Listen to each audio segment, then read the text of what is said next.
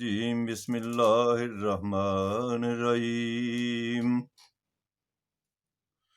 وَإِذْ قُلْنَا ادْخُلُوا هَٰذِهِ الْقَرْيَةَ فَكُلُوا مِنْهَا حَيْثُ شِئْتُمْ رَغَدًا وَادْخُلُوا الْبَابَ سُجَّدًا وَقُولُوا حِطَّةٌ نَغْفِرْ لَكُمْ خَطَايَاكُمْ وَسَنَزِيدُ الْمُحْسِنِينَ صدق اللہ العظیم۔ رب اشرح لی صدری ویسر لی امری واحلل عقدۃ من لسانی یفقہوا قولی۔ اللہم صلی علی محمد وعلی آل محمد واصحاب محمد اجمعین۔ حضرات، سورہ بقرہ کی آیت نمبر 58 اللہ تبارک تعالیٰ نے تلاوت کرنے کی توفیق عطا فرمائی ہے۔ آئیے پہلے ترجمہ کرنے سے پہلے اس کے مشکل الفاظ جو ہیں ان کو سمجھنے کی کوشش کرتے ہیں۔ شیتم، اس کا مادہ ہے شین، یہ اور الف۔ اس کے معنی ہے کہ نزدیک شے وہ ہوتی ہے جس کا علم ہو سکے۔ بعض کے نزدیک اس کا، یہ بات کر رہا ہوں جو گرامرین ہیں، نحویین ہیں، جو گرامر جانتے ہیں، ان کے حوالے سے،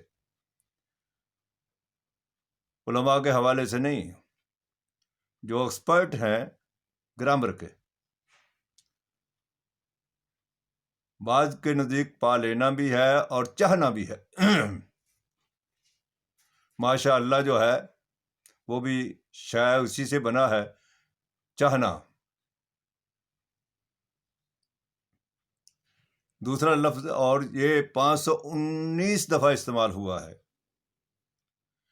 دوسرا لفظ ہے رغدہ، اس کا مادہ ہے رے، غین اور دال۔ اسودہ زندگی،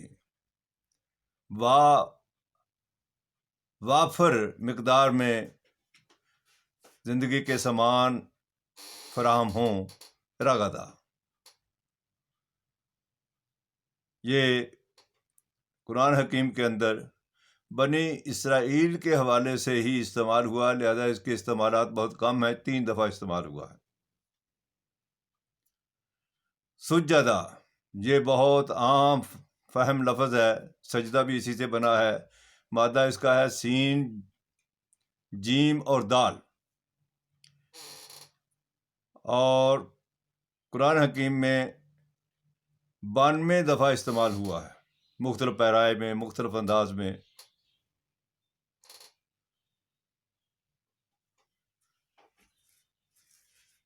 آگے ہے لفظ حتاتن، ہے توئے اور توئے، کسی چیز کو اوپر سے نیچے کی طرف لانا، جھکنا۔ یہ بھی بنی اسرائیل کے حوالے سے ہی استعمال ہوا ہے اور 2 دفعہ استعمال ہوا۔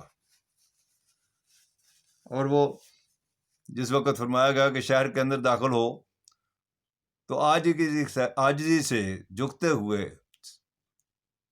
داخل ہونا۔ آگے ہے نغفر، اس کا مادہ ہے غین، فے اور رے۔ غفر اصل لفظ ہے، نون تو ضمیر متکلم اللہ تبارک تعالیٰ نے اپنے لیے استعمال کیا۔ اس کا معنی ہے کسی چیز کو چھپا دینا، میل کچیل کو چھپا دینا، یا جو شے چھپا دے۔ ذرا بختر کو بھی اسی لیے کہا جاتا ہے غفر، کہ وہ انسانی جسم کو دشمن کے واروں سے چھپا لیتی ہے۔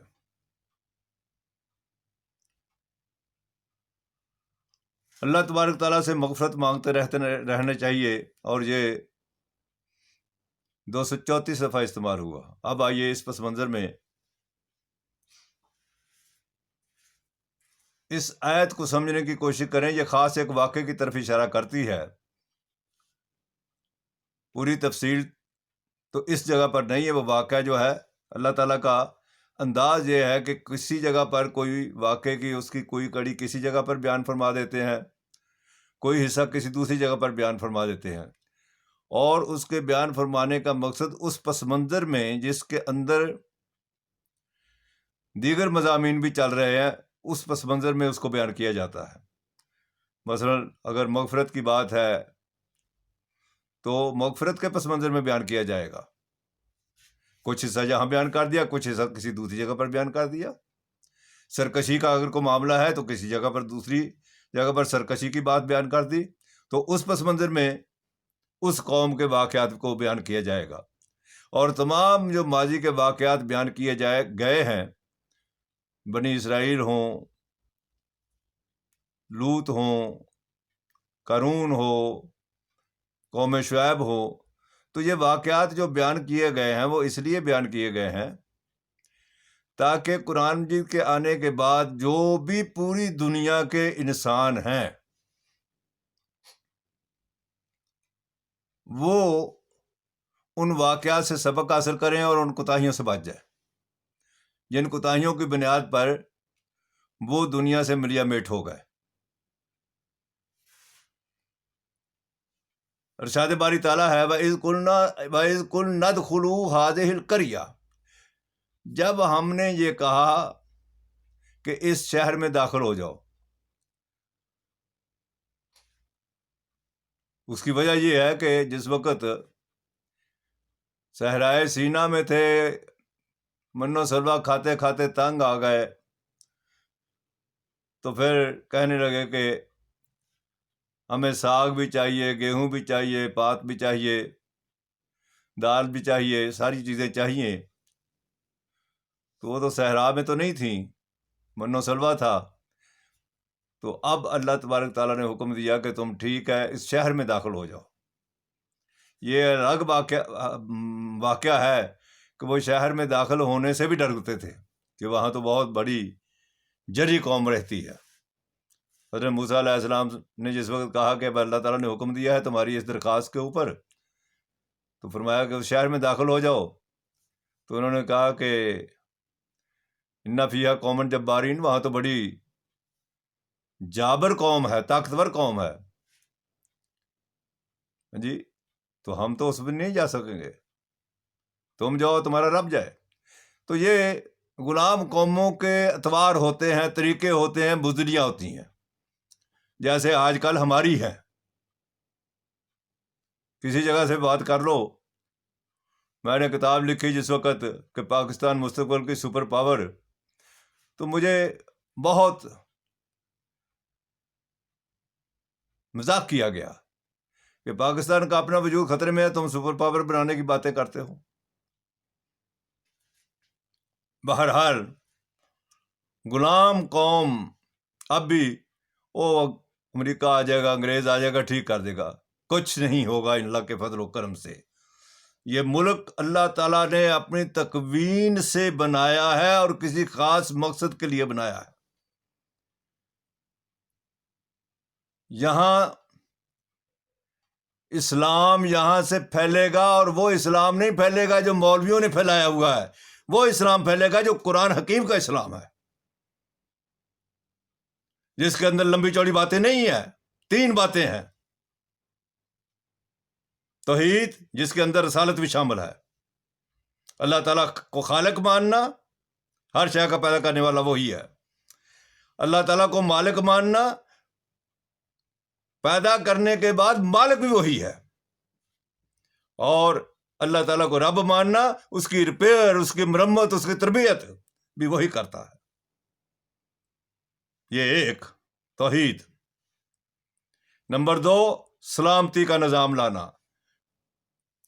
اونچ نیچ کا طبقاتی نظام یہ اسلام نہیں ہے۔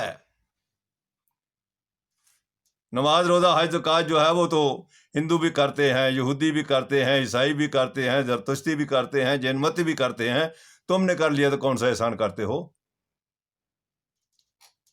سلامتی کا نظام لائیں گے۔ نمبر 2، پہلی توحید، دوسرا سلامتی۔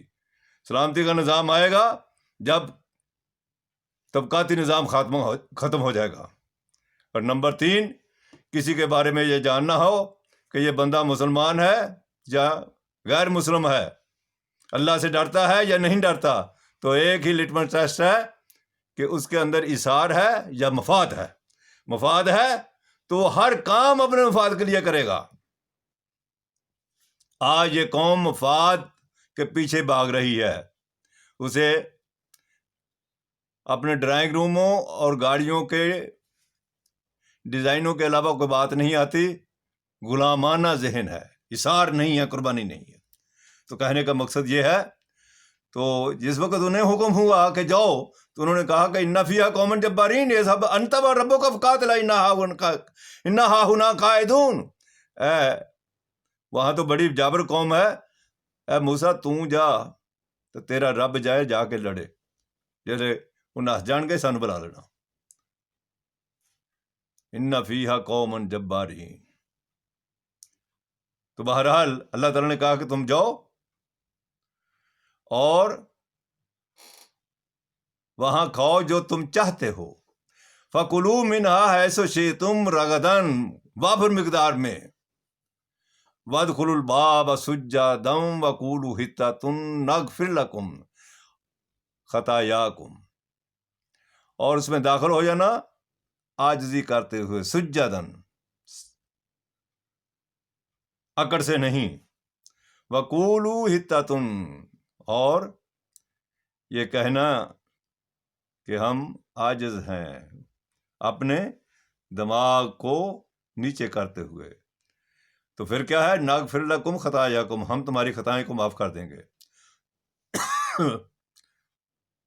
وسنزید المحسنین، خطائیں معاف ہی نہیں کریں گے بلکہ اضافہ کریں گے ان لوگوں کو جو بڑے ہی پرخلوص قسم کے ہوں گے تم میں، ان میں ہم اپنا اضافہ بھی فرما دیں گے. یہ اللہ تعالیٰ کا اصول ہے، قانون ہے. لئن شکرتم لازیدنکم، اگر تم شکر گزار بنو گے تو ہم اور زیادہ دیں گے. ہمیں اس بات کا شکر ادا کرنا چاہیے کہ اللہ تبارک تعالیٰ نے ہمیں یہ خطہ زمین عطا فرمایا ہے، اور اس شکر گزاری کے نتیجے میں ہمیں اللہ تعالیٰ کے احکامات کو ماننا چاہیے اور قرآن حکیم پر عمل کرنا چاہیے. وآخر دعوانا ان الحمد للہ رب العالمین.